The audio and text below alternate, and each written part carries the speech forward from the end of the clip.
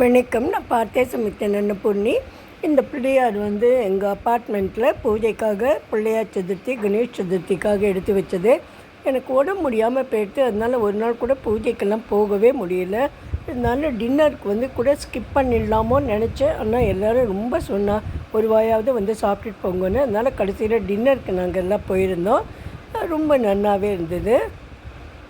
இது மாலை பற்ற ஆரம்பிச்சுட்டு அதுக்கு மாலை பற்ற சமையலை என்ன பண்ணினேன் அப்படிங்கிறத காமிச்சிருக்கேன். இன்றைக்கி மாலை பட்சத்துக்கு என்னெல்லாம் சமையல் பண்ணினேன் அப்படின்னு சொல்லி காமிக்கிறேன். மாலை பட்சத்து போது நம்ம ஆனியன், அதாவது வெங்காயம், பூண்டு இதெல்லாம் சேர்க்குறதில்ல. அப்புறம் இந்த சேர்க்குற வெஜிடபிள்ஸ் கூட அவள் வீட்டுக்கு ஏற்ற மாதிரி ஒவ்வொருத்தர் ஒவ்வொரு மாதிரி சேர்த்துப்பா. சில பேர் நாட்டுக்காய் மாத்திரம்தான் சேர்த்துப்பா. தக்காளி இதெல்லாம் கூட சேர்த்துக்க மாட்டா. அதே மாதிரி நம்ம திவசத்துக்கெல்லாம் சமைக்கணும் இல்லையா, கிட்டத்தட்ட அதே மாதிரி இந்த 10 நாள் சமைச்சுருப்பா. அதாவது பைத்தம்பருப்பு தான் ரொம்ப யூஸ் பண்ணுவாள். அப்புறம் இந்த பச்சை மிளகாய், இந்த வத்த மிளகாய் இதெல்லாம் கூட கொஞ்சம் கம்மியாக தான் யூஸ் பண்ணுவாள். மிளகு ஜாஸ்தி யூஸ் பண்ணிப்பாள். ஆனால் இதெல்லாம் அவள் வீட்டில் பொறுத்தது. அப்புறம் இப்போ காலப்போக்கில் சில சேஞ்சஸும் வந்திருக்கு. எங்காத்த நாங்கள் தக்காளி சேர்க்குறது உண்டு. அதனால தக்காளி போட்டு பைத்தம்பருப்பு போட்டு ஒரு குழம்பு நான் பண்ண போகிறேன். இங்கே எண்ணெயை வச்சுருக்கேன்.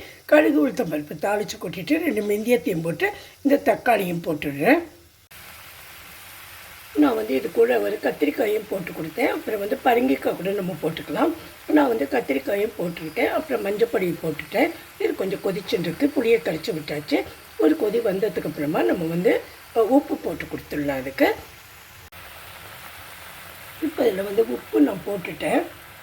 இதுக்கு போடுறதுக்கு சாம்பார் பொடி மாதிரி பொடி போடணும் இல்லையா. சாதாரணமாக நம்ம யூஸ் பண்ணுற பொடி நம்ம தினமுமே யூஸ் பண்ணுவோம். அதில் சிலப்போ நம்ம அவசரத்தில் குளிக்காமல் கூட அதை எடுப்போம். ஏன்னா அன்றைக்கி கொஞ்சம் உடம்பு முடியாமல் இருக்கும், சீக்கிரமாக சமையல் பண்ண வேண்டியதாக இருக்கும். அப்புறம் கொஞ்சம் 10 கையோடு கூட எடுத்துருவோம். இங்கே கொண்டு வைப்போம். சாதத்தை இறக்க வேண்டியிருக்கும். அப்படியே இறக்கிட்டு இதையும் போட்டுருவோம் பக்கத்தில். அதனால நேற்று நான் என்ன பண்ணினேன்னா, அது என்னோடய சாம்பார் பொடியும் ஆயிடுத்து. அதனால் அதை தனியாக எடுத்து வச்சுட்டு புதுசாக எல்லாம் பொடிச்சு வச்சுருக்கேன். இந்த புது பொடியை தான் அதுக்கு போட போகிறேன்.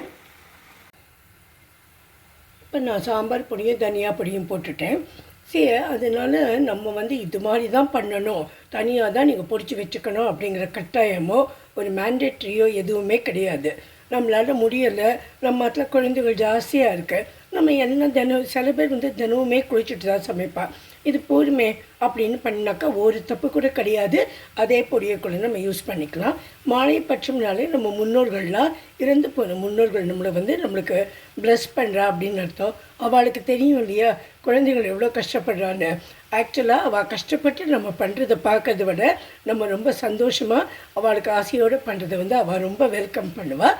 அதனால இது எல்லாமே நம்ம வீட்டில் நம்ம எதை கடைப்பிடிக்கிறோமோ அதை பொறுத்தது தான். அப்புறம் மனசு தான் ரொம்ப முக்கியம். அது எல்லாத்துக்குமே சுவாமியை வழிபடுறதுக்கும் சரி, இல்லை முன்னோர்களெல்லாம் அவளுக்கு செய்கிறதும் சரி, நல்ல சுத்தமான மனசோடு நம்ம செஞ்சோம்னா எல்லாத்தையுமே அக்செப்ட் பண்ணிப்பாள்.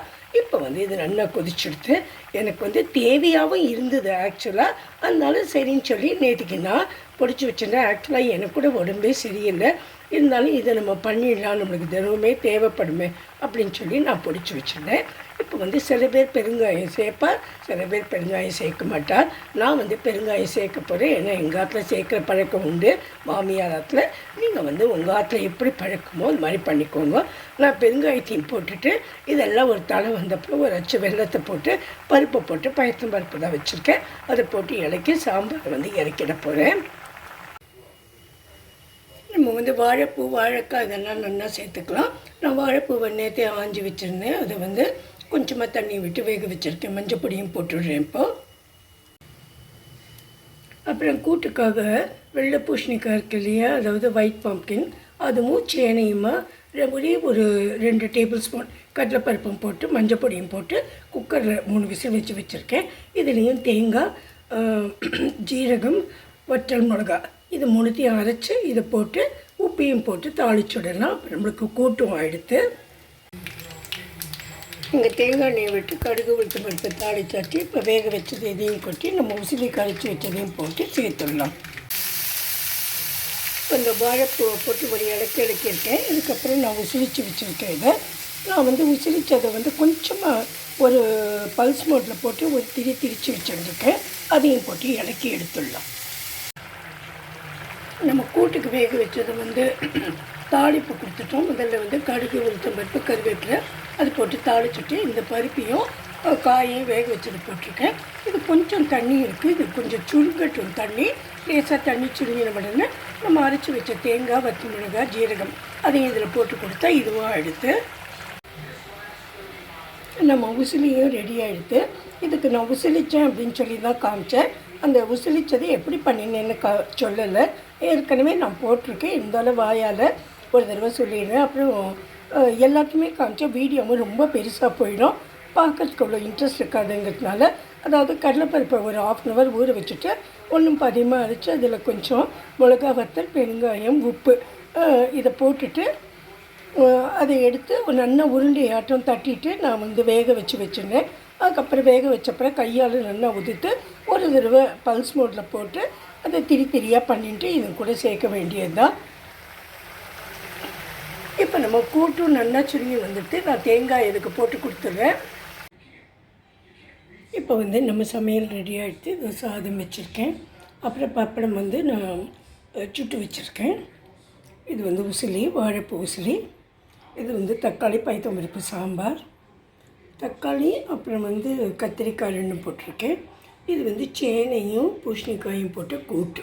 இதுதான் இன்றைக்கி வந்து ஃபஸ்ட்டு மகாலயத்துக்கு நான் சமையல் பண்ணினது. Hope you always like this. உங்களுக்கு பிடிச்சிருந்ததுன்னா ஷேர் பண்ணி சப்ஸ்கிரைப் பண்ணுங்க. Thank you friends. God bless you. Have a great day.